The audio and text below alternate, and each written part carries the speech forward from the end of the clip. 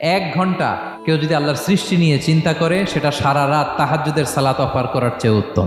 আমরা অনেকে মনে করি শুধু তাসবিহ পড়াই ইবাদত, শুধু কোরআন তেলাওয়াতই মনে হয় ইবাদত, শুধু কিয়ামুল লাইল করা ইবাদত। কিন্তু বিশ্বনবীর সাহাবী, যিনি ইসলাম আমাদের চেয়ে ঢের বেশি বুঝেছেন, তিনি বলেন আল্লাহর এই সৃষ্টি শৈলী, এই সৃষ্টি নৈপুণ্য নিয়ে 1 ঘন্টা চিন্তা করা, ক্রিটিক্যাল থিঙ্কিং করা, সারা রাত নফল তাহাজ্জুদের চেয়েও সেরা। সূরা আলে ইমরানের 190 নম্বর আয়াতে আল্লাহ তাআলা বলেছেন, যারা আকাশ বাতাস পৃথিবী সৃষ্টি নিয়ে চিন্তা করে এবং সর্ব অবস্থায় আল্লাহ তাআলার জিকির করে এবং তারা তাফাক্কুর করে, ক্রিটিক্যাল থিঙ্কিং করে এবং তারা বলে মা খালাকতা হাযা বাতিলা, হে আল্লাহ তুমি অনর্থক কিছু সৃষ্টি করো নাই। মনে রাখবেন, এই পৃথিবীতে আল্লাহ তাআলা অনর্থক কোনো কিছু সৃষ্টি করে নাই, করেছে যেটাই সৃষ্টি করেছে এর মধ্যে মানব কল্যাণ আছে না নাই? আল্লাহ তাআলা আমাদের জন্য কল্যাণ রেখেছেন। এবং এই আয়াত যখন নাজিল হল, বিষ্ণু ঈসা ইসলাম বললেন ওয়াইলুন লিমান কারাআহা ওয়া লাম ইয়াতাফাক্কার ফিহা, ধ্বংস তাদের জন্য যারা এই আয়াত তেলাওয়াত করে কিন্তু এই আয়াত নিয়ে চিন্তা করে না, গবেষণা করে না।